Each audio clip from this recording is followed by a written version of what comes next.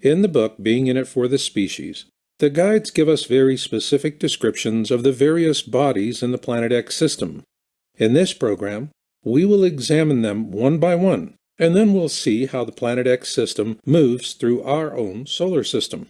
This will be important because a common question we hear is, why is it we do not see the Planet X system behind us each year as well as in front of us? To answer this question, we first need to look at the bodies, which comprise the Planet X system. At the core of the Planet X system is the Nemesis brown dwarf star. It is 56 times the size of Earth and has the mass of 171,000 Earths. The largest planet in the Planet X system is Niburu, as it is known by the inhabitants of this system. It is 6 times the size of Earth, and its mass is also 6 times that of Earth. It has a moon we named Ferrada, in memory of astronomer Carlos Muñoz Ferrada. In size and mass, Ferrada is comparable to our own moon. The second largest planet in the Planet X system is Helion, as it is known by the inhabitants of the system. It is 3.5 times the size of Earth, but as a bright gaseous planet, its mass is only 2.5 times that of the Earth. It also has a moon we named Harrington in memory of the U.S. naval astronomer Robert Sutton Harrington. In size and mass, Harrington is comparable to our own moon. The smallest of the 3 planets is Arbota, as it is known by the inhabitants of the system. It is 2.5 times the size of Earth, and likewise its mass is also 2.5 times that of Earth. Arbota is in a very fast orbit around Nemesis, relative to Nibiru and Helion, and has no moon. Now that we have identified the major bodies in this system, let's take a polar, look-down view of all these objects together, beginning with the smaller sister sun to our own sun, the Nemesis dark star. Nemesis is what is known as a brown dwarf star, which means it is small and very dirty and cannot be seen in the visible light spectrum until it is well inside our own system. However, its approach has been viewed in the infrared range by our governments for decades. The nearest planet to Nemesis is Helion, a bright gaseous planet, and here is its moon, Harrington. Next out is Arbota, the lonely fast mover in the system. And in the outermost orbit around Nemesis is Nibiru, which according to the ancient Sumerians means the planet of crossing. And finally, furthest out from the Nemesis dark star is Nibiru's moon, Ferrada. To get an idea of how large the Planet X system is in relationship to our own system, let's overlay one upon the other. To do that, we begin with our own sun. Next comes Mercury, then Venus, our own lovely third rock from the Sun, Earth, then the mysterious red planet, Mars, and finally Jupiter. Because the Planet X system is so relatively small when compared to our own, these planets will suffice for now. So let's place the Planet X system into our own to get an idea of just how small it really is. When you consider that we left Saturn, Uranus, Neptune, and Pluto out of the picture, the Planet X system really does look puny in comparison. Nonetheless, the question we hear more often than not is, why are all of our observations of the Planet X system near the Sun? For many, the assumption is that we should see the Planet X system in front of us as well as behind us once each year.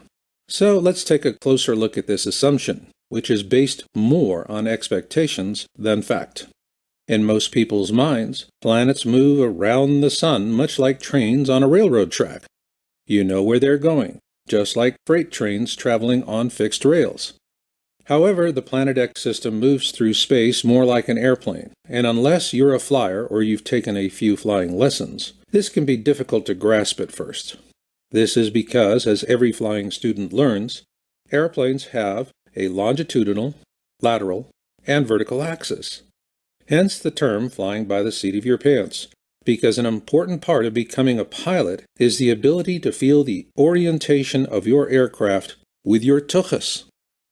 Lucky for us, there is a celestial comparison between trains and airplanes when we look at comets.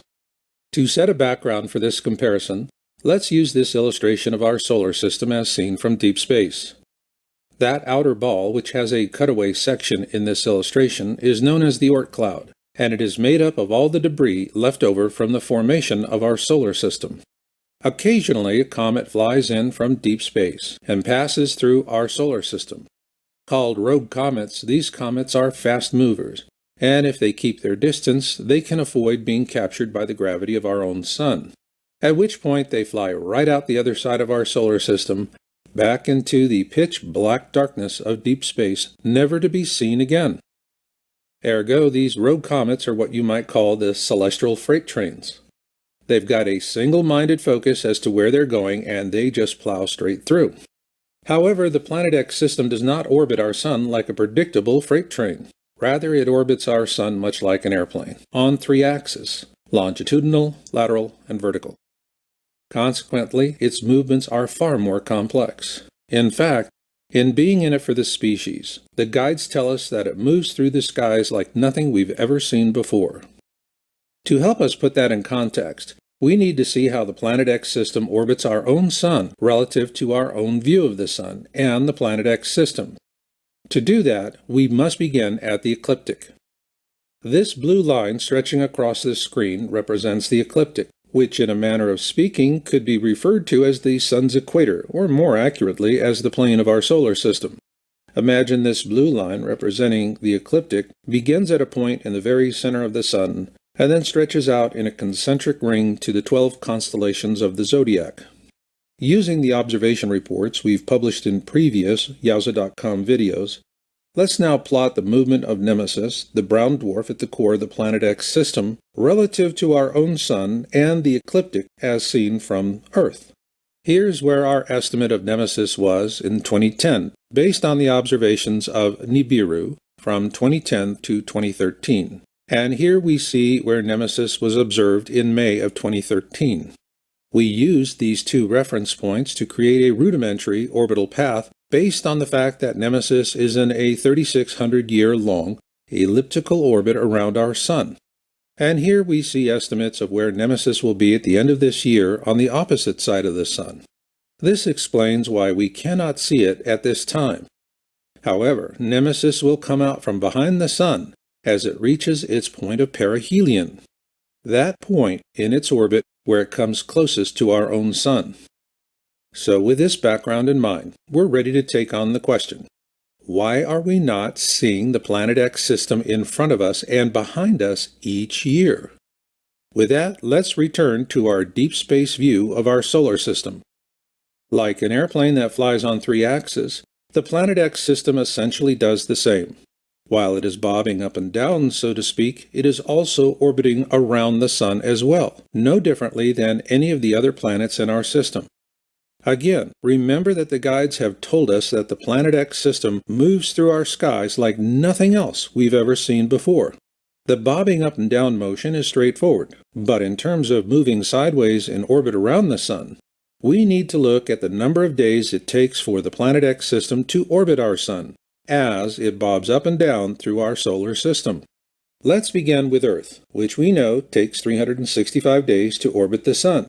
What the guides tell us is that even though the Planet X system is bobbing up and down, it also takes 380 days for this system to orbit around our sun as well. Now, we're ready to put it all together. To the left, we see a polar look-down view of Earth, Nemesis, and the sun. To the right, we see a side view of our solar system from the ecliptic, with Earth on one side of the sun and Nemesis on the other, which is why we cannot observe it at this time. Keeping that in mind, let's now change our point of view. To the left, we still have the look-down polar view, but to the right, we now have a frontal view as seen from Earth. Here we see Earth and Nemesis as they track around the sun in 2010. In 2013, Earth is seen catching up because it has a shorter duration orbit around the sun, and so Nemesis appears closer to the sun. Here we see an approximation of where we presently are, with Nemesis being directly behind the sun in 2014. And here we see Nemesis coming out from behind the sun several months from now. And finally, here's where Earth will be relative to the sun and Nemesis when Nemesis reaches its point of perihelion. To see the full range of motion, let's view a composite of all these points in space. Because Earth orbits the Sun every 365 days and Nemesis orbits the Sun every 380 days, Earth has slowly been gaining on Nemesis, and this is why the recent observations of Nemesis over the past few years have always placed it near the Sun from our point of view here on Earth. Nemesis is presently behind the Sun and unobservable at this time. But interestingly enough, we have current observations of its 3 planets, Helion, Arbota, and Niburu, and we're going to show them to you in the next part of our program, Planet X Observations.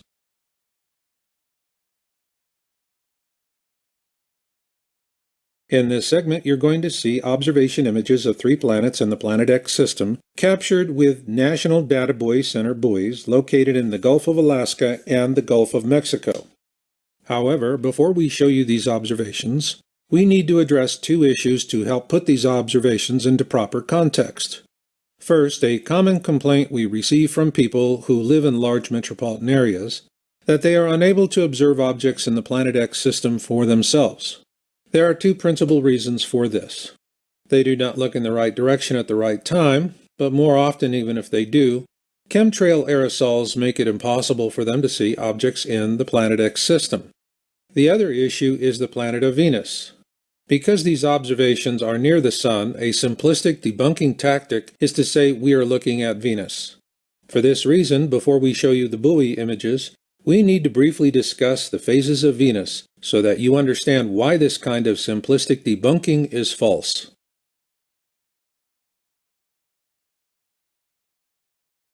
Despite massive propaganda efforts by our government, a growing majority of Americans understand that chemtrail spraying is a real part of our lives.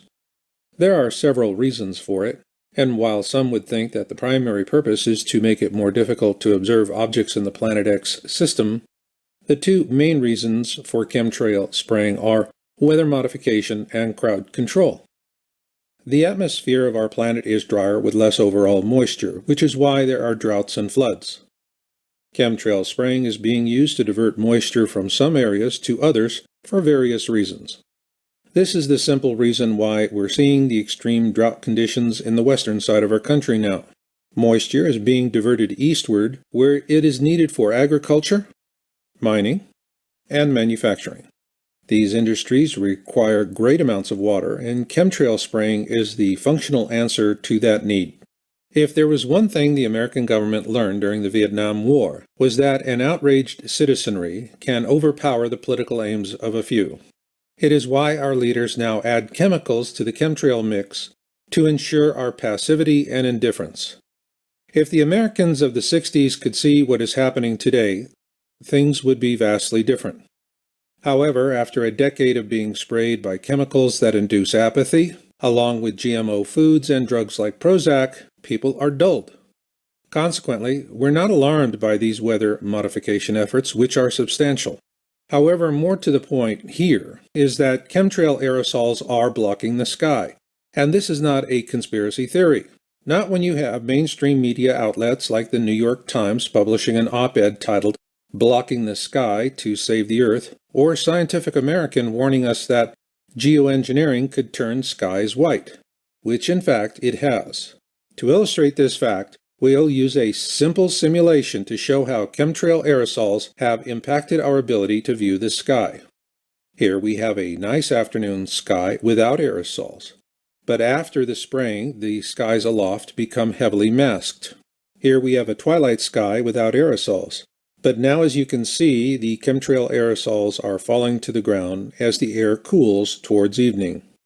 Here we have a clear evening sky, such as what we would have seen before the advent of chemtrails. But now our evening skies are not as clear because the aerosols have finally reached the ground.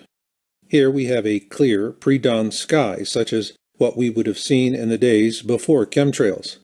However, these days, much of the aerosols sprayed the day before have either settled to the ground or have mostly dispersed, and asking where that has gone to is a thorny question. Here we see the sun in the early morning, as seen from the buoys that captured the images we'll show you later on in this program. Keep this image in mind because this is the kind of clear sky that is being seen from these offshore buoys. On the other hand, this is more typical of the morning sky most Americans see today. So yes, chemtrails are blocking our view of the sky. This explains why we are able to show you excellent images of Planet X objects in pictures taken from offshore buoys. Given their locations at sea, they are mostly outside normal chemtrail spraying patterns. Also, these images were captured early in the morning, after the residual chemtrail aerosols in the area have either dissipated or have been blown away by prevailing winds. Chemtrails or not, you can still count on debunkers to say it's Venus. So let's take a quick look at the phases of Venus.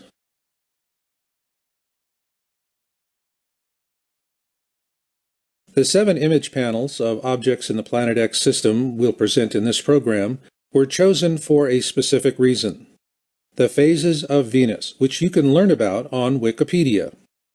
This is because one of the simplistic debunkings we often encounter because we're observing objects close to the Sun is that they are dismissed out of hand as being the planet Venus.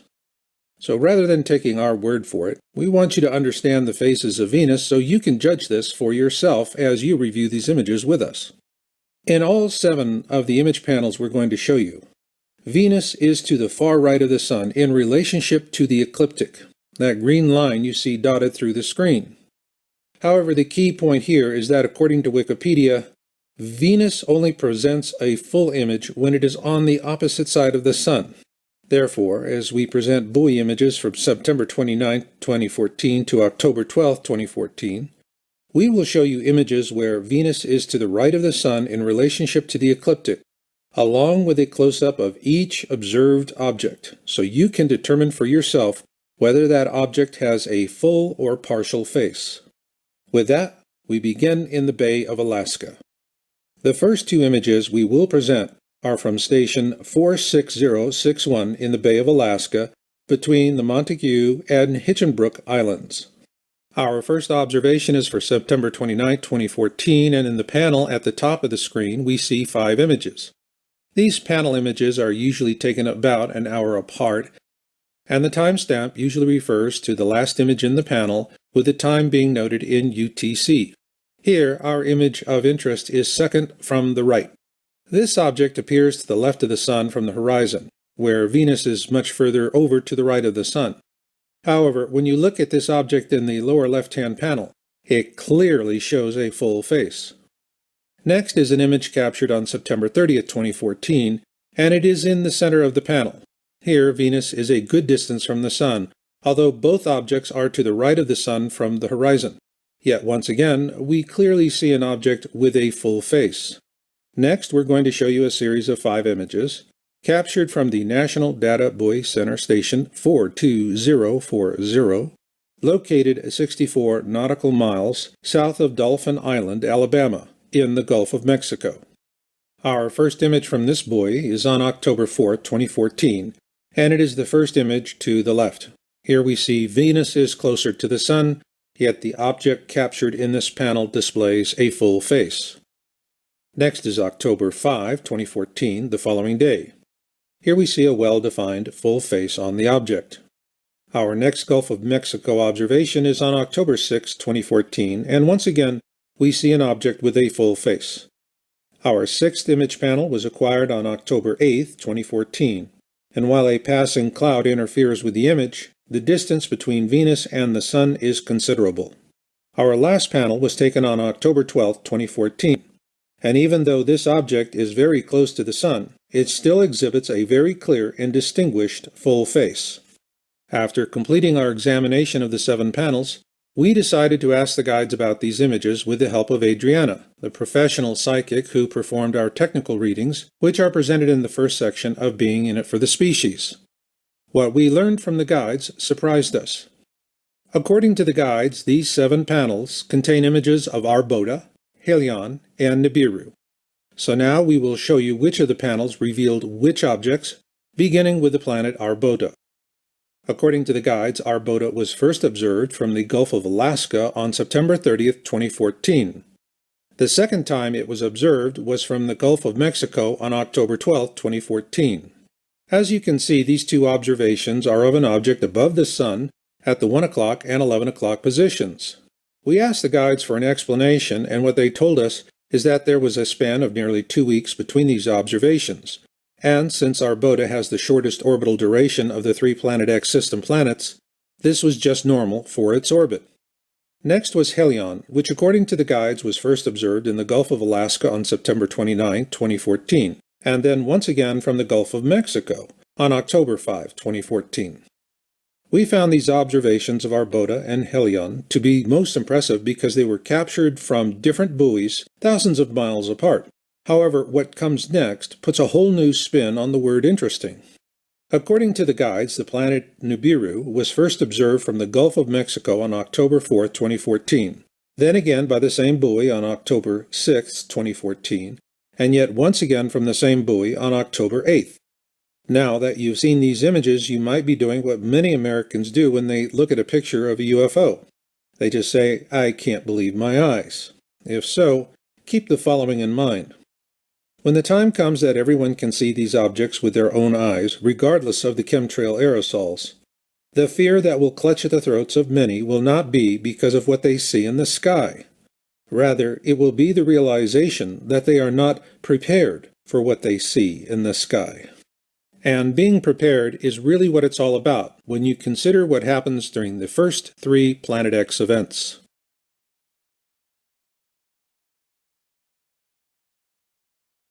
According to the guides, the principal causality of the first event on the tribulation timeline, the Winter of Ash, is a galactic superwave.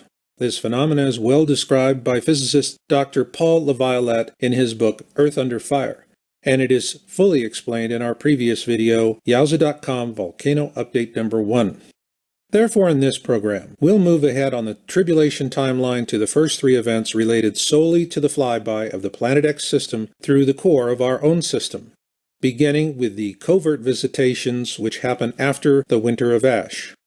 Following that will be the Deep Impact event, which we will explain in depth in this segment with specific regards to the impactor origins, the impact itself, and the consequences of all that. Following this, we will show you the perihelion alignment of the Planet X system and explain why this particular alignment is so crucial.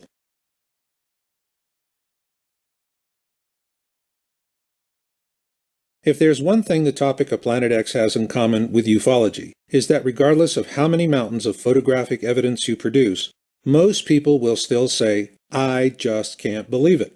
Regrettably, this very expression of cognitive dissonance plays directly into the hands of the Anunnaki, the inhabitants of Niburu, and the elite leadership of our own planet. Following the Winter of Ash event, which causes global economic and political chaos, the Anunnaki will begin making covert visits to our world leaders. In being in it for the species, the guides tell us the Anunnaki will advise our leaders about this impending asteroid impact event. How will it play out? The guides tell us those who are fated to be in the crosshairs of this disaster will be the last to know. According to the guides, this impactor will be an asteroid in our own system, and it is currently located somewhere between the orbits of Mercury and Venus. While it presents absolutely no threat to Earth at this time, the approach of the Planet X system will bump it into a trajectory that will bring it into contact with the Earth. To help visualize this, let's begin with a simple side view of our system. As you can see here, we have Earth and the ecliptic, the plane of our galaxy we discussed earlier. This asteroid will travel near to the ecliptic, and for those who've been kept in the dark about its approach, there will be no way to know it is coming. However, the guides tell us that when we see Nemesis coming out from behind the Sun, with the planet Helion to its right, and Niburu below the ecliptic and near to the Sun, that dying time is near. To get the picture of what that means for us, we'll use this world map to plot this impact event and its consequences. The asteroid will travel from west to east as it approaches the eastern Atlantic, and the impact site will be off the coast of France. This impact will occur in an area of deep seabed and drive forward a massive tsunami into Europe, a wall of water so large even London and Paris will flood. Plus, there will be a rearward tsunami that will travel in the opposite direction across the Atlantic towards North America, as the ejecta and ashfall from the impact begins to fall on Europe. Traveling as fast as a modern jet airliner, the rearward tsunami wave will strike into the northeastern seaboard of North America with devastating consequences for America and Canada, but that is not even the half of it. Shortly after the impact in the eastern Atlantic, the active volcano on Las Palmas will erupt, causing its western flank to fail. This will generate the Las Palmas tsunami many have feared for years, and it will follow quickly on the heels of the asteroid's rearward impact tsunami. This second tsunami wave will strike a much greater swath on the east coast of America and Canada, and will be significantly more powerful. Plus, it will combine with the effects of the first tsunami wave for a two-fisted knockout blow that will spell the end of America as the current dominant world power. It will also deal a devastating blow to Atlantic alliances which are dependent on a very sophisticated transatlantic communication infrastructure of deep undersea fiber optic cables. As you can see here, the impact site relative to this communication infrastructure gives one pause to wonder about where this asteroid strikes. Is it happenstance? Or are we looking at the possibility of a targeted projectile? Not only in terms of the communications aspect, but also for what happens next. The impact will be on the western side of the Eurasian plate, and the force of the impact will travel through the Earth's interior to the eastern side of that same plate. Here you see an equatorial view of that line of travel for added perspective. Once this energy wave strikes the opposite side of the Eurasian plate, the consequence will be a massive disruption of the Pacific seabed, starting in the Kamchatka area, moving south towards Antarctica. There it will rebound and head back north, triggering undersea volcanoes and earthquakes as it goes. As you can obviously see here, the Hawaiian Islands are in the crosshairs of this rebound wave. But this wave, which rebounds off Antarctica, will also cause great earthquakes and volcanic eruptions for those nations in South, Central, and North America bordering the Ring of Fire. After the dust settles, both the eastern and western shores of the United States will be devastated, and then the unthinkable will happen. In what will seem like a blink of the eye, America will become a third world nation. However, the guides also tell us that no nation on Earth, no matter how wealthy or advanced, will be able to escape the cataclysms to come. And with that, now comes the really bad news. In Being in It for the Species, the guides tell us that when we see this alignment of the Planet X system, Nemesis will have reached its point of perihelion, which is its closest distance to the Sun. After that, it turns south into the outbound leg of its orbit. From this time forward, events far worse than the deep impact event will unfold, to include a pole shift. Simply put, these events will brutalize us and our world. So the question now is, what do we do about it? Because when we do see Nemesis at perihelion, there will only be two kinds of people in the world: those who are prepared and those who are not. In my postscript, which follows next, I'm going to address that very point and what I intend to do about it.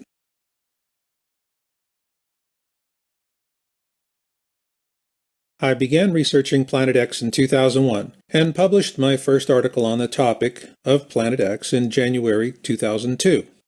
Over the years, I and my fellow researchers have always treated the topic as a threshold risk issue.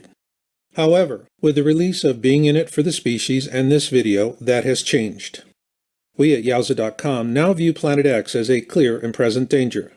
Therefore, the conversation about it has changed from, will it come in our lifetime, to how will we survive it? Keep in mind, many of us will, so the consequences are much larger than mere survival itself. Humanity will survive this flyby as it has others in the past. Then we will rebuild and go to the stars. Therefore, the transcendent issue is not survival. It is how we go to the stars after the tribulation. And here, humanity has a clear choice. We can go as Anunnaki stormtroopers, despised by other races. Or we can evolve as a result of this tragedy to become an enlightened spacefaring race, welcomed throughout the galaxy, captured with National Data Buoy Center buoys located in the Gulf of Alaska and the Gulf of Mexico. However, before we show you these observations, we need to address two issues to help put these observations into proper context. First, a common complaint we receive from people who live in large metropolitan areas that they are unable to observe objects in the Planet X system for themselves. There are two principal reasons for this. They do not look in the right direction at the right time, but more often, even if they do, chemtrail aerosols make it impossible for them to see objects in the Planet X system. The other issue is the planet of Venus. Because these observations are near the Sun, a simplistic debunking tactic is to say we are looking at Venus.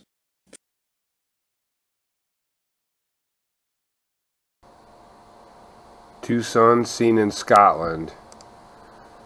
Original upload by Light Reader. And I'll read his original title and his text. Niburu, second sun, staggering. That was the title, and he reads, second sun comes into play immediately. From there on, in it gets incredible. Not a second missed, apart from the narrative. Nevertheless, simply awesome and staggering.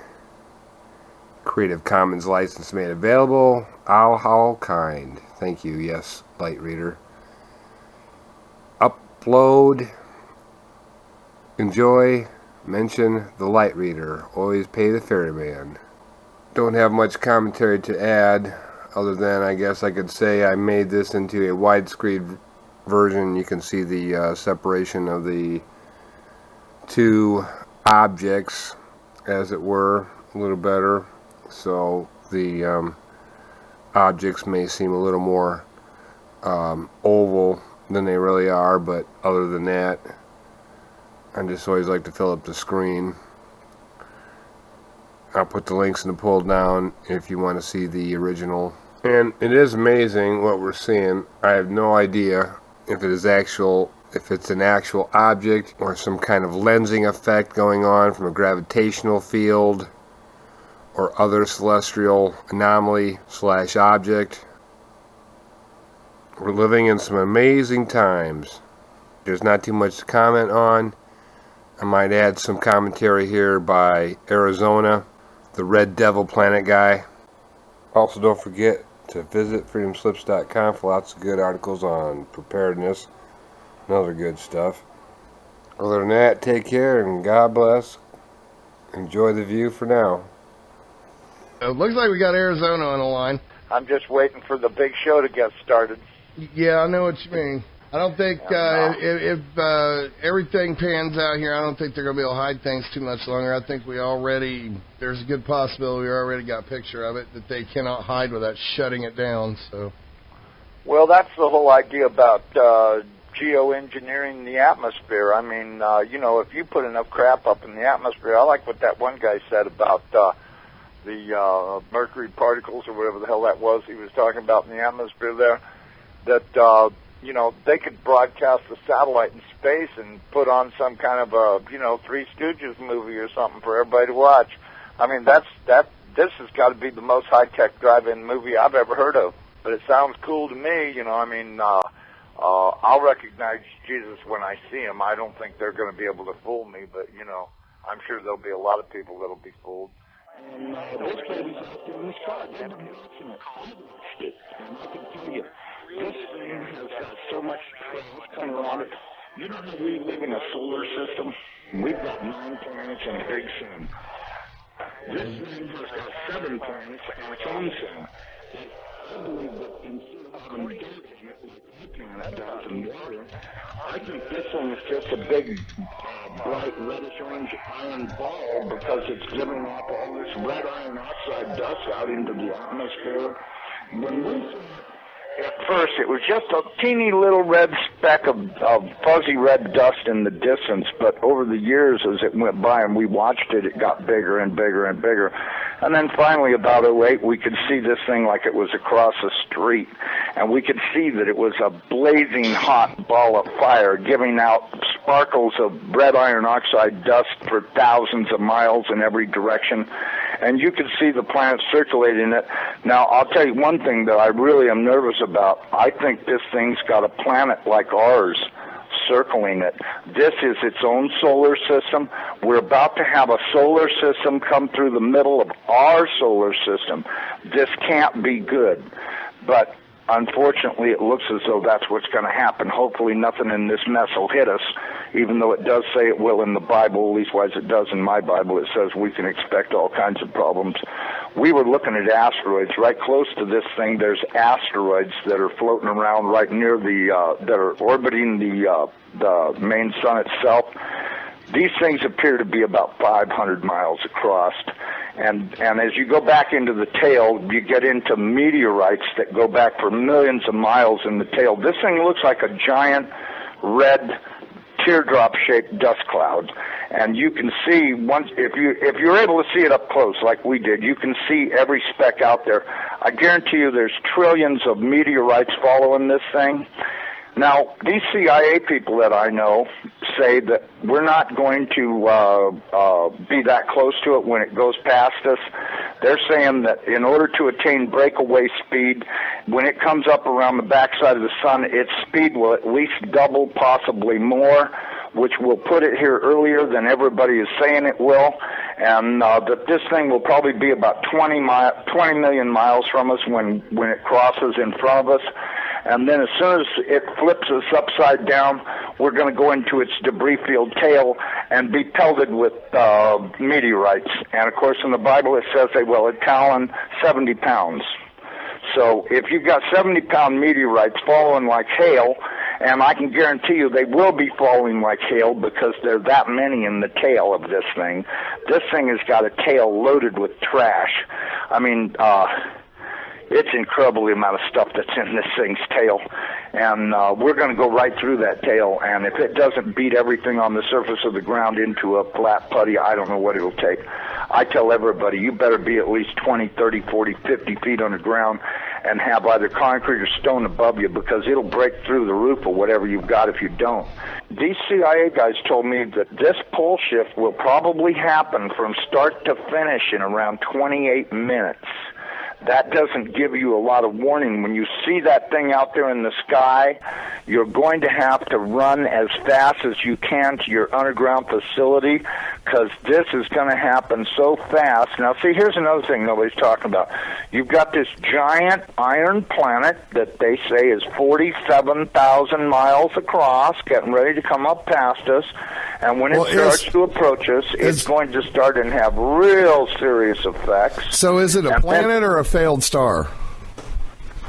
It's not a failed star. I saw this thing up close. It did not look like a failed star. It looked just like our sun. Right. Okay? Would you call our sun a failed star? No. Okay, well, you had said planet. I wasn't sure if it was like a failed star, brown dwarf, or a full sun. So it's a full sun? It looks to me like a miniature sun, just like the one we have.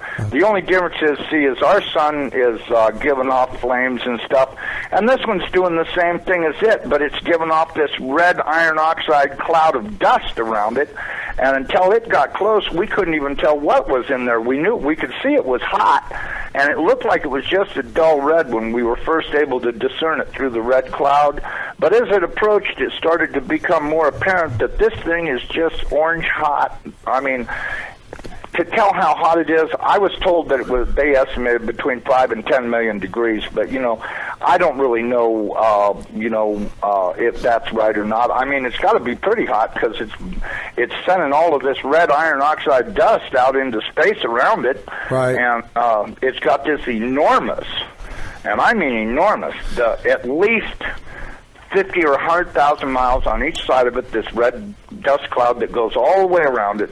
I know when we were watching it, as it started to make the upward swing to approach behind our sun, it was amazing. The red dust cloud settled down. Instead of being round, it started to settle down into a V, like wings, upside-down wings.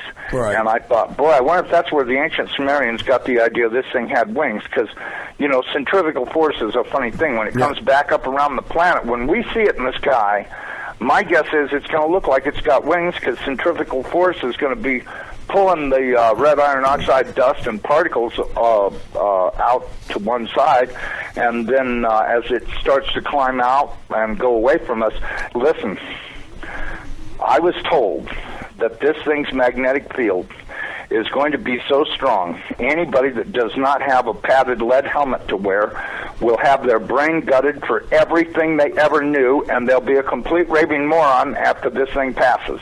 They won't know, they'll pee in their pants. They won't have a clue what's going on, because this thing will gut their brain. And you know, I was reading a deal in my Bible. It says that after this happens, that nobody will care because they won't be able to remember it. Well, of course, I was told by somebody the reason that is because the electromagnetic field from this thing will be so strong, because, see, as it comes up underneath of us, it's going to start and pull us toward it.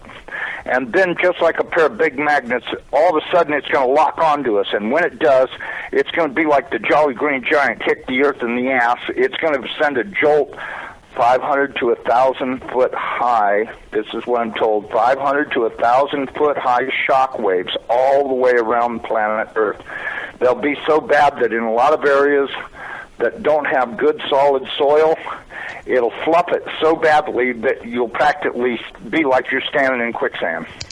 And that this thing's magnetic field will literally gut your brain of everything. And so you may want to give some thoughts to getting you some sheet lead, build you a little lead helmet to wear, you know, like a little motorcycle helmet to protect your entire brain and the back of your neck, so that way this can't happen. Because, you know, if these guys are right about this, and I'm pretty sure they are, because I know for a fact they know what they're talking about when they say stuff. And so, you know, and it does sound reasonable to me, knowing what I do about electromagnetic energy, that this could happen. And it very easily could gut everybody's brain for everything they ever knew, and they'll stand there and pee in their pants and go, gee, what was that? And that's if they still know how to talk. And there won't be any doubt in anybody's mind, because this thing's going to look like a big red dragon, exactly like all the ancient Sumerians and the Chinese and all the rest of them that had documented this thing's passing before. It didn't look like a white ball or a snow cloud or nothing. It looked like a big red iron oxide dust cloud with a superheated star in the middle of it. And, I mean, you know, and that's what we've seen. So, you know, I don't care what anybody else says. There's a possibility. There's more than one thing out there. You know, I watched it through the Hubble Space Telescope, and when this thing looked like it was across the street, the Hubble got cut off, and they encrypted it, and that was the end of any transmissions we had to watch. And we know that the Hubble, in order to be in the shadow of the Earth, had to be at an angle, and so that meant it was looking downward, and this thing was coming up underneath of us. And I tell you the honest to God truth, I personally think this thing is real close to us right now, but, you know, that's just my general feeling that, you know, and I'm a pretty psychic guy. I have the feeling that this thing is right close by and that we're going to see it any time. I mean, I've been doing everything I could do to get prepared for it to... I'm really worried about what Jesus says. You know, when the fig tree is putting on its leaves, know that summer is near, and I'm at your door.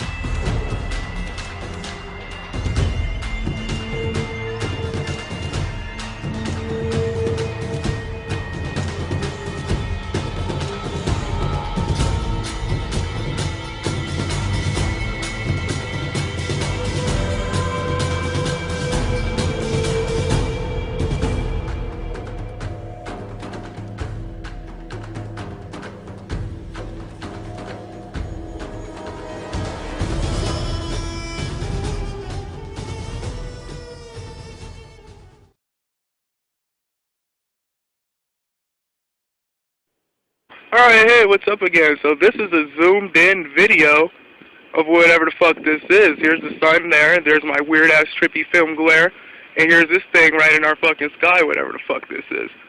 It's something red over it. I don't know what the fuck that is. That's not my film glare. That's not my film glare. Here's our sun. Here's our second sun. Here's our sun. Here's our second sun. No, you know, here's what I was thinking. I could talk an hour the fuck I want to talk because it's my video, so I'm going to get into some conspiracy shit.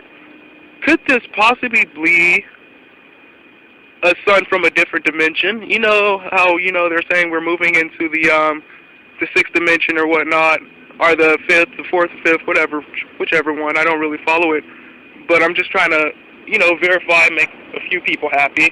But could this be another sun from a different dimension? Am I peering in to a different dimension right now by looking at this sun? Or am I actually seeing this? You know, because it's tripping me the fuck out, dude. It's tripping me out. Like I said, I'm not scared. It's not scaring me for some odd reason. I mean, I should be shitting my pants right now.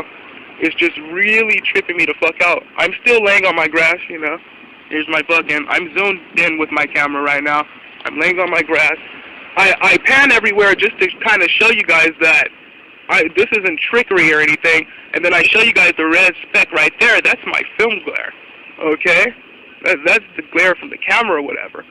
This is actually something in our solar system. Okay, this is no joke shit. This shit is actually going on right now as I speak. You understand what I'm saying? This is some real shit. And I just want to show you guys this shit because I caught it. You know, I haven't seen any video like the one I'm recording today. This shit is happening. Hold on. Let me show you guys something. Sir, check this out. If I could just have a second of your time. If I could just have a second of your time. Oh, no? Okay, no problem. Sorry. Well, he didn't want... That's apartment 2. Apartment 5. Upstairs. Well, he didn't want to see anything. He's too stuck in the matrix, stuck in the system. You know, I was just going to simply ask him to look at this thing here. If he would have seen it, it probably would have freaked him out. But literally, there are 2 suns in the sky right now. There are 2 suns in the sky, and then something over this second sun. That's what I'm calling it. I'm calling it a second sun. It's a hell of a lot smaller than our sun. Probably means it's a hell of a lot closer, or it's a hell of a lot further. Could it be further? Is it further than our sun, or is it literally right here in our atmosphere? I don't know, but this is really trippy shit. There's the sun. There's the second sun. There's the sun. There's the second sun. There's the sun. There's the second sun. This is really fucking trippy. You guys, check this out, man. I'm like I said, 20, 30 videos I'll be recording all fucking day. Peace and love, man. May the light be with you. Hello YouTube, I have some breaking news from Neumeier Station. For those of you who have been watching Niburu from Neumeier Station at the Antarctic, I have some amazing news for you. Here we can see Niburu on the 17th of November 2012. This is yesterday. We can clearly see Niburu in the sky here. We've been watching this for months now, and something amazing has happened. You're not going to believe this. Okay, I'm going to step this back. This is at 6:50 UTC on the 17th of November 2012, and here is Niburu. The sun is over here, it's just out of frame, and I'm going to step back and let's have a look. It's 6:40 on the 17th, 6:30, and as the sunlight comes in, it's making it harder to see Niburu because it's a brown dwarf, and now we can't see it as the sun comes into frame. But I'm going to keep stepping this back through, and it's going to actually loop back to the to 18th of November, which is today, and we're going to see something amazing. Here we are. This is 5:10 on the 17th, 5 o'clock. Where are we? 18th. Right, here we go. Now you need to watch this carefully. This is today. These are the latest images from New Maya Station Antarctic. As we can see here, we've got the sun here with one of Nibiru's moons is in front of the sun, and as I go back further, this is 4:40 and 4:30. Just bear with me, it's just taking some time to step back here. 4:10, 4 o'clock, 3:50, 3:40, 3:30, 3:20, 3:10, 3 o'clock, nearly there, 2:50, just bear with me, 2:40, you're not going to believe your eyes, 2:30, 2:20, 2:10, and here it comes.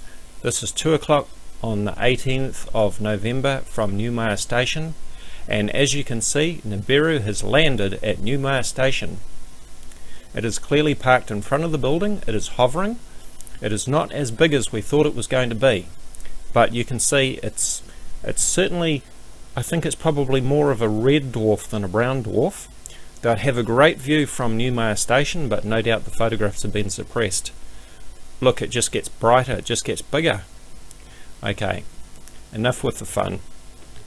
I've been waiting for this. In one of my previous videos, I pointed out that the sun is getting higher in the sky at New Maya Station as it approaches summertime in the southern hemisphere, and I predicted that as the sun gets higher in the sky, then we're going to be seeing more and more of these so-called Nibiru spheres. And today the sun has just been in the right position as the sun was rising, and we see these spheres in front of the New Maya Station. There it is. And later today, when there are more photos to upload, because as you saw before I was going backwards, so if I keep going forwards, we're actually going to run back into the 17th. We're on the 18th today, but we're going to run back into the 17th of November, which was yesterday. But when we check in later on, we're actually going to see another Nibiru sphere right about here, and then of course once the sun is further away, as it's happened here, the sun is no longer shining on the cover of the camera, and so we're not getting any lens flare. So I hope that this has put an end to all this nonsense about Nibiru being visible at the Antarctic from New Maya Station. We can clearly see these lens flare spheres that we're seeing here. It's not Nibiru, it's just a lens flare. That's all it's ever been. And as for the black spot in front of the sun, it's not one of the moons of Nibiru, it's simply the CMOS sensor in the camera is overloading from the intense light of the sun, and it's creating a black, or sometimes you see it looks purple, a purple spot or a black spot in front of the sun. The spot is actually about the size of the sun's disk, by the way. If you were to take all the glare away, that's what it would look like. So there we have it. Nibiru parked in front of the New Maya Station building.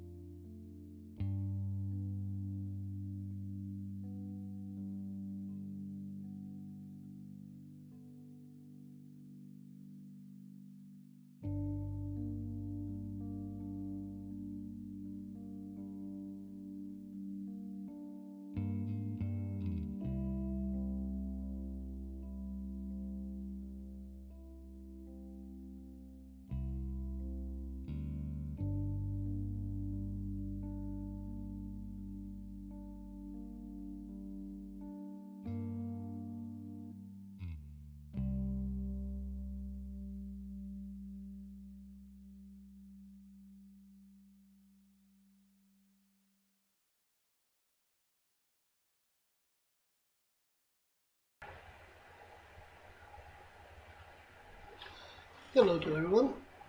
A friend of mine sent me a link from the Cancun from Mexico, the camera from yesterday.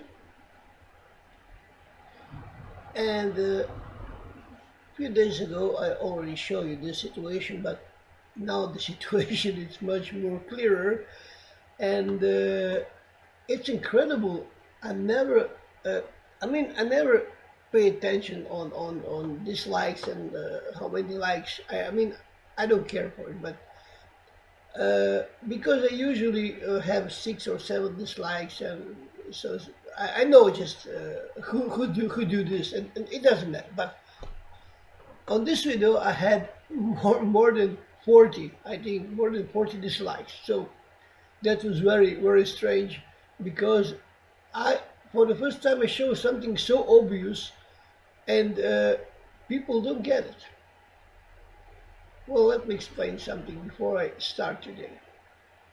The sunrise in Cancun, in Mexico, it's not present on the screen. I mean, do you understand? The sun, it's not present in the screen. Not anymore. It was before, but not now.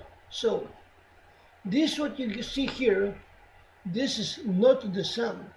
Do you understand? This is not the sun. This is not a reflection of the sun, because the sun is not coming out behind the horizon. This is before the sunrise. Look at how high this light is, and its reflection on the sea. But this is not the only reflection of this light. Now watch this.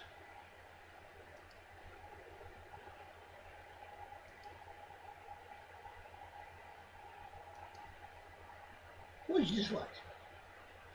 It's even much more stronger. For only 2 minutes. Look at that. Do you see this? This is not our sun.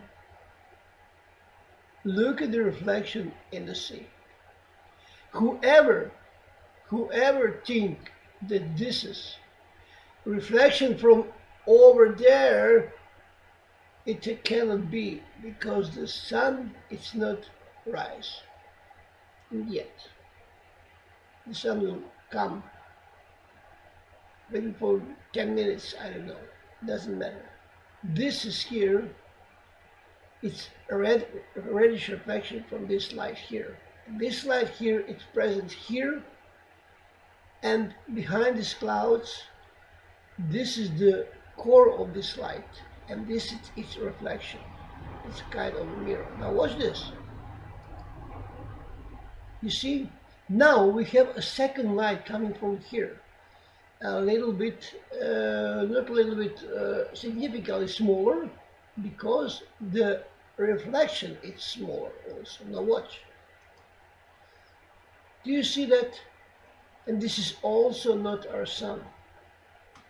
So we have 2 objects before the sunrise. Watch this thing. This is all in 10 minutes. Look at that. Look at that. So we got here a very special situation. I already point at my finger in this situation, and you give me 39 dislikes. I mean, people, are you crazy? What's the matter with you? What's the matter with you? The sun is not present here. Do you understand this, what I'm saying? This is not the sun. We don't have 3 suns, not 2 reddish suns. Now watch this here. This is a very unusual situation here. Now okay, let's go 1 frame forward. Look at that. Where? Look on the horizon. Look at that. The sun, it's, can you imagine half measure of this photograph on the left? It's not visible. It's not here anymore. During the winter, we have sun here in Cancun, and how summer come closer and closer, the sun goes here and here and here and here and here and here and disappear from the screen. Now we have two separated strong lights that not belongs to our sun. So this is the first sun, it's our sun, this is the second sun, and this is the third sun. Or a planet which radiating this reddish light. Okay, let's go further forward. There it is. Now you can see here reflection and reflection here. Now this is the reflection that remained here. Here it is. It's getting stronger and stronger.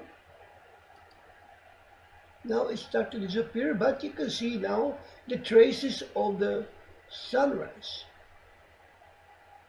Look at the time. 25 minutes, I mean half an hour. Look at the intensity of this light. It's here. It's not going anywhere. The sun is here. I mean, maybe I sound funny. I said that I don't care for this light, and now I cry, oh, you give me this. No, no, no. I just want to point how people are strange, and they don't get the point what I'm showing. Look at that here.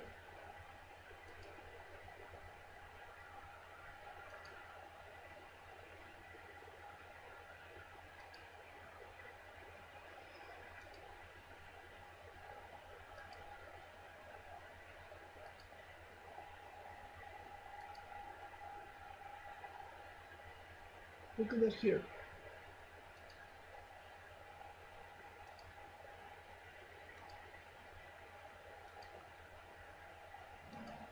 You see the light over a sun, which come now in that direction because it's rising up in parabolical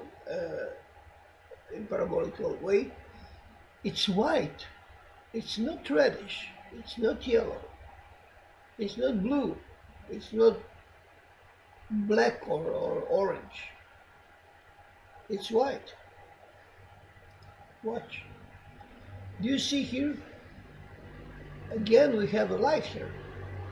This is the light from a sun. This is the light from something else. There is no cloud here. Look at that.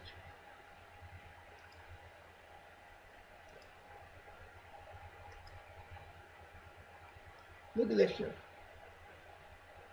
It's still present even with the strong light over sun presence. Look at the color of this.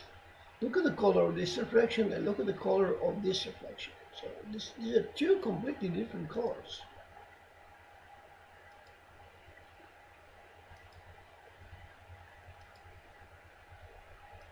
Look at the color of this light.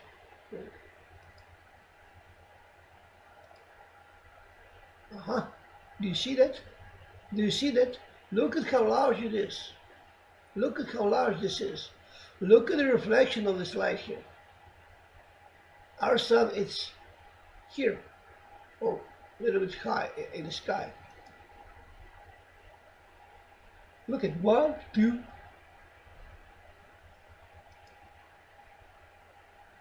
You can clearly say that within this cloud is something that's inside this cloud.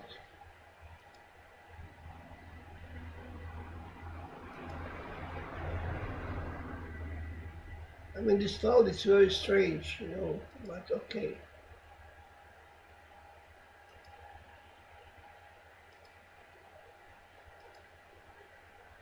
I go back. See that? Look at the reflection, you know.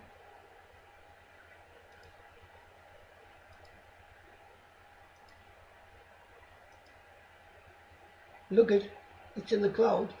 Sun is high in the sky now. Look at that. Look how they blur the source of the light. Look at that here.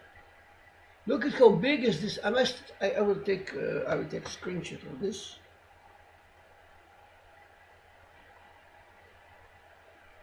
Here it is. I will show you that with the sunglasses. You will see how it looks.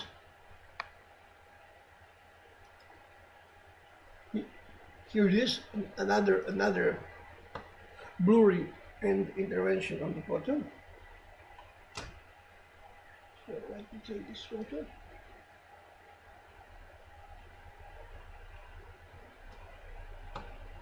Okay.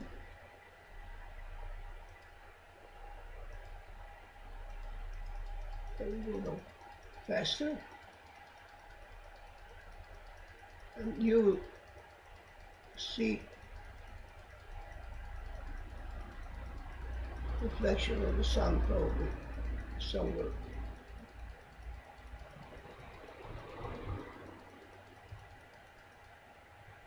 Okay, this is the situation from before. You go back. Look at that here. Look at that here and look at that here. I will take also this for Zane. You will see what is going on here within this cloud, if we can do that.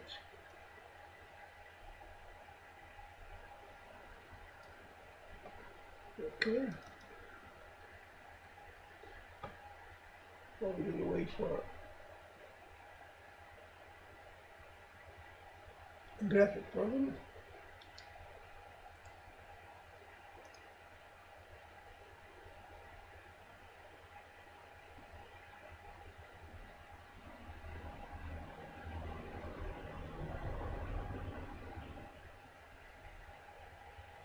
Here it is.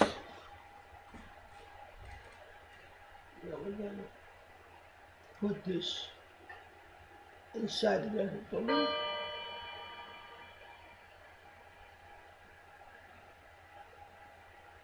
And you will see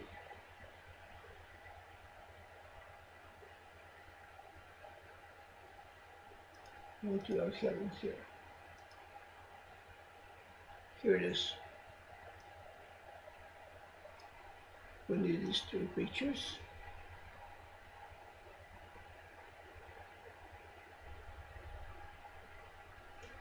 Okay, we're going to put the sunglasses now. First, brighten sunglasses. Okay, let's reduce the slide here. Let's reduce the slide here. And we go back. No, it's too dark. Wait. Okay, let's go with hue saturation because maybe it's much more better. Because we're gonna get a clear picture of the sea, a real color. Okay, now this is the situation in the morning before the sunrise, and this is the light source. You see, it's very high in the sky, and the sun is not yet out. Okay. Now, let me show you with brightness and contrast.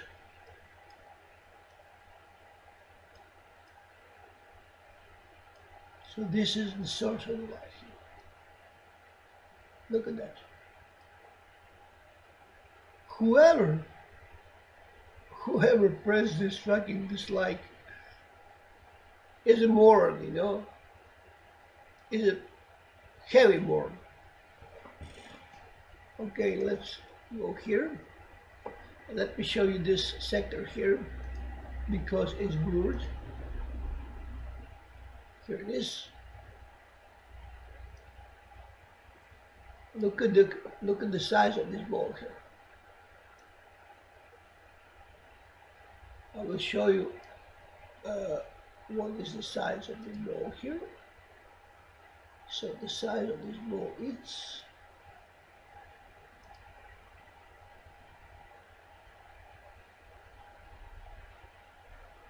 you can clearly see the shape of it here without any of my assistance, but I'm gonna show it to you. white color here. So I'm very careful with it. This is it, but it's not quite in place. Okay, this is the size of this planet, sun, whatever it is. Now, watch how big this is. Do you know that moon, it's not even the little part of this. This is so huge that the humanity never saw something huge in the sky. If you see this without the clouds, you will panic. And you will question NASA, you will ask NASA many questions. The world will ask many questions, too much questions. That's why they cover it. They cover it organized, you know. This is a full cover-up. Cover-up that world never saw something like this. This is the size of this ball. Okay, let me show you another one. It's here, and you can see that it's blurred. Now I will show you very clearly how it's blurred.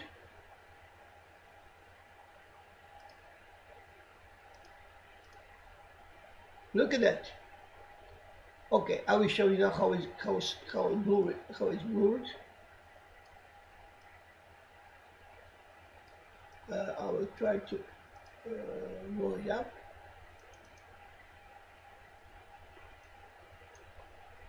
And I hope that you get it. Now watch this. If you don't believe that this is under intervention, then you are fucking stupid. You need medicine assistance. Wake up, look at that. Look at this pixelization. Look at how big this ball is. I will show you how big it is.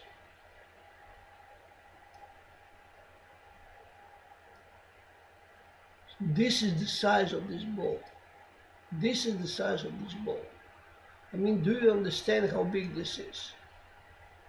This is now the picture at 100%. This is incredible.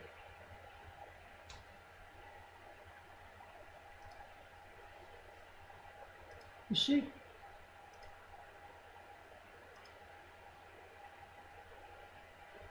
Watch the size of this. In 2 minutes, look at the speed of it. If something comes so bigger for I think how many times it passes 740, it's for 2 minutes. In 2 minutes, this grow that big. Look at that. Then can you imagine how fast we are passing by to these objects? Look at that. This is huge. This is enormous, not huge. This is enormous. And looking now at that pool, it makes me laugh, you know, because it looks almost like the planets on the sky. Incredible. So this is it. Thank you very much, and thank to Zoran Mandic for sending me a link. Always when you have something interesting, please send me a link. Thank you very much, and stay tuned. Something awesome to happen today in Mexico. I'm going to show you now the timeline that I get as a link from one of my subscribers on my YouTube channel. And he sent me a message, and in the message was a link to this camera. I never watched this camera before. So let me show you this. This is amazing. We finally have the ball inside this light that is in elliptic shape. So let me go frame by frame. This is from today, July 15, 2015. This is 600 hours in the morning. So let's go to the next frame. Now watch this.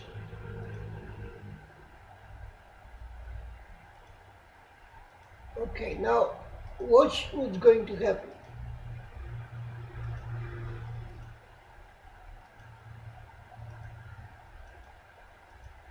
Do you see this? Well, this is our sun. In the case that you miss something, I'm going back and I'm going to show you something what you probably missed, or maybe you didn't. Here it is. Do you see that ball here? Look at the size of the ball. I already put it in a graphic program. So let me show you. Here's the ball. Look at that. Look at how big it is. Look at how big it is. Now, we go back and I'm going to show you one more time what's going on here. So here is the light which ends here. And here's another light, as you can see. So here it is. This goes this light.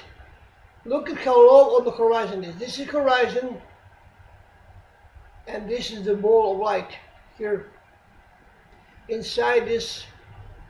But there is another one which is not visible here, which is probably this one, and you will see now how reddish it will become. You see, this not belong to our sun. Look at the color above this. Look at the color. So this is, I don't know what this is here. It looks like someone make intervention, because you can see this is a round. I mean, it's not round, it's kind of a triangle shaped light, very strange. And look at the light above this, inside this cloud. Now watch. Now, this is the ball of light of our incoming sun, which will rise for a few minutes. Watch. Now, if you can compare this ball with this ball that I'm showing you, which is a cross-hole screen usually, and white, this is the ball of our sun. Here it is. As you can see, it's much more smaller than anything that we have usually on the Mexican camera screen. Here it is. This is the maximum of the sun. But you can see this light here, it's huge. Watch. Watch this light here.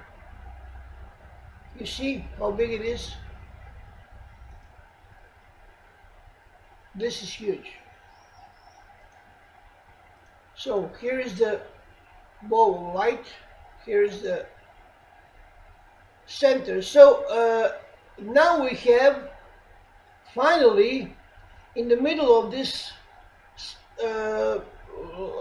elliptic light or elliptic shaped light, we finally see the core. Look at how big it is. Look at how big it is. One more time, I can show you in the graphic program. Here it is, and I can also make it bigger and show you. Here it is. Look at this. Do you see also how they blur the photo? Look at how the photo is blurred. It's all blurred. It's very bad, in very bad condition.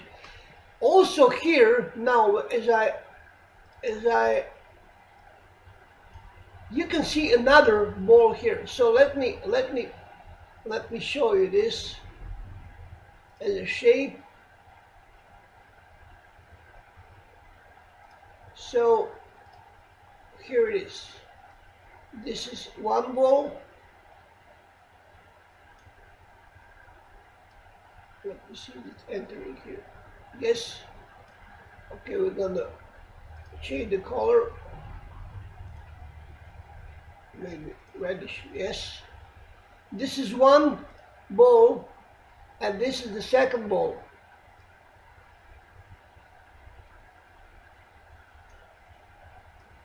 I didn't see this before. No, it's bigger. Wait. This is the size of this ball. Let me see, it's entering perfectly in the circle. Yes, it is. It's here. So these are the two balls that they are present here in the on the horizon. So let me unzoom now this and show you what are we dealing with here, because the size of the sun, it's uncomparable with these two balls. These two balls are huge, and of course that this huge ball will have much more bigger light ball around them than our sun, because they are much more stronger.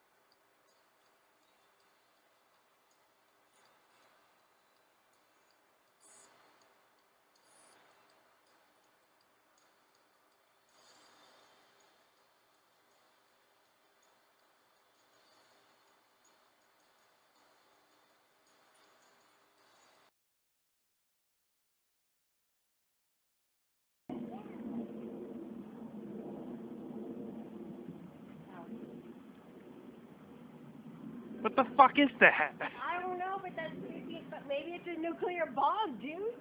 How do you do it?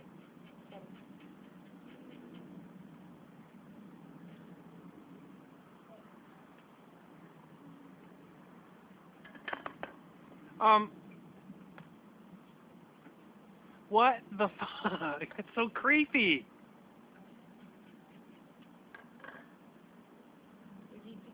Did you get it? I'm taking freaking video. Okay, so get that one over there. I did. Wait. Clear it off. Did you save it? You just erased it. Let me see it. That's the freaking sun. But that's not the sun. I don't know what that is. Creepy is what it is.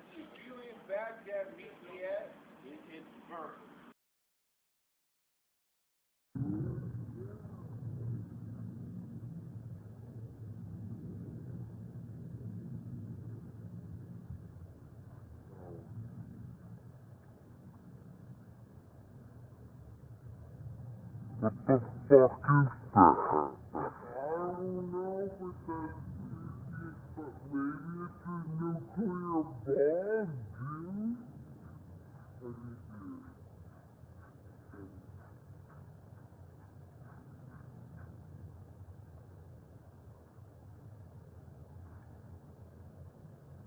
It's so creepy.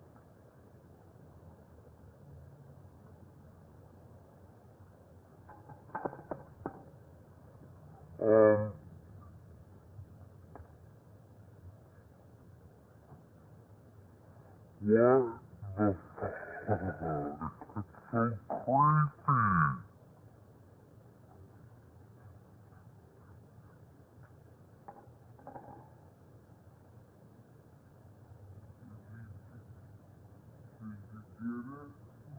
taking freaking video. Okay, so get that one over there. I did. Wait. Clear it off. Did you save it? You just erased it. Let me see it. That's the freaking sun. But that's not the sun. I don't know what that is. Creepy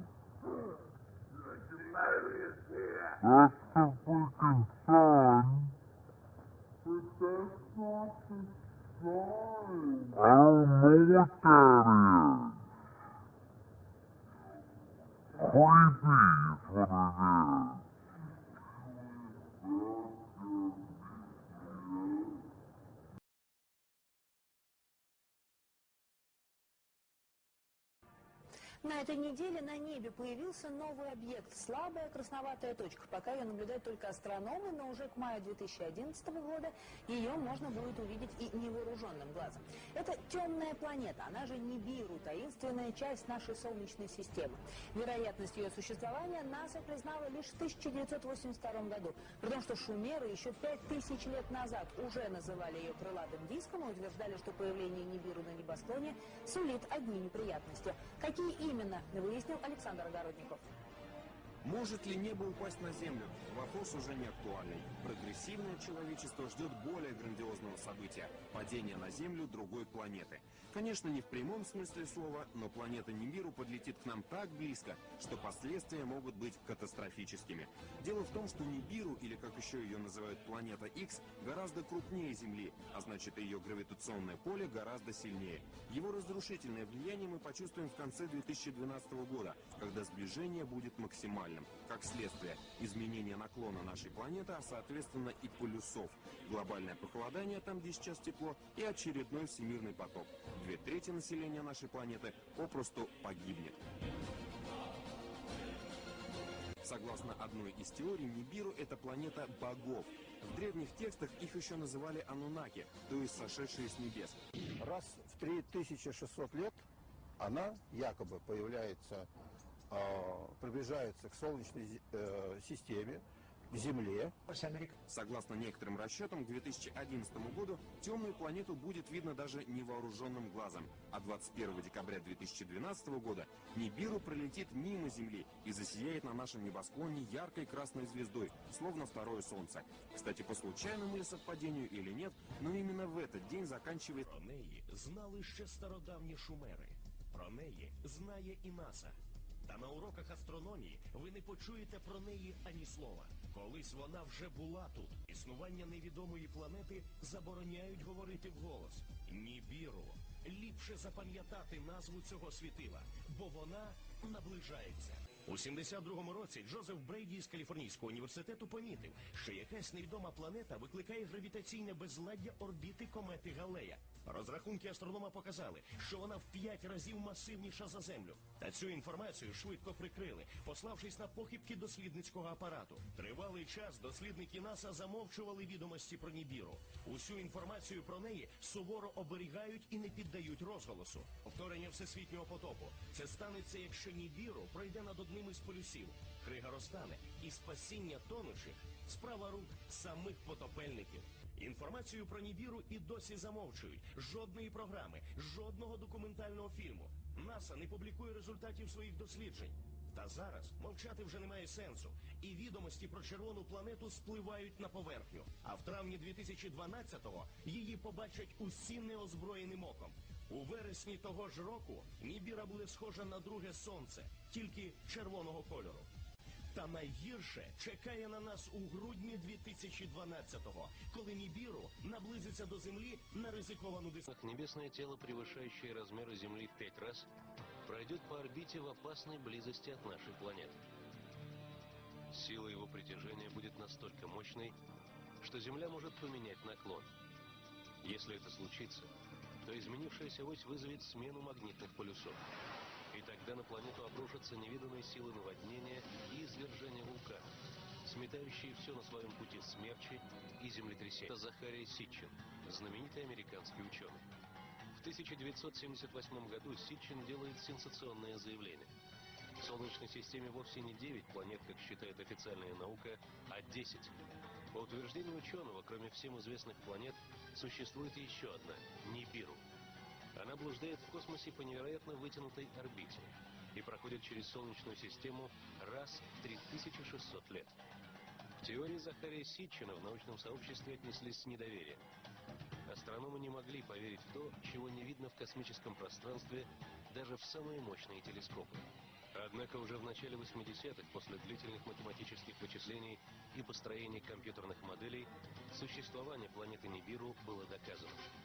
В 1982 году НАСА допустило существование большой планеты, которой впоследствии было дано название Нибиру. В 2005 году американские астрофизики заявили, что на расстоянии приблизительно в 1 световой год от Земли располагается огромное космическое тело.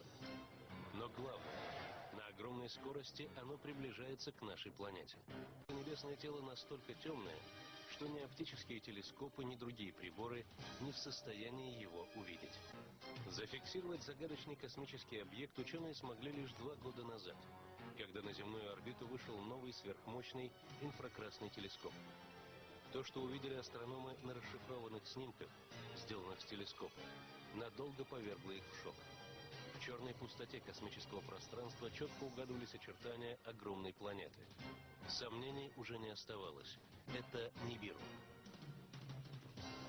Инфракрасный спутник, который действительно засек объект достаточно больших размеров, и ему удалось этот объект не только засечь, но и как-то зафиксировать, сфотографировать.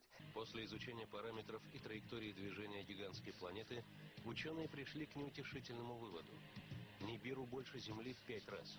Но самое страшное, через 3 года она может пролететь в нескольких сотнях километров от Земли.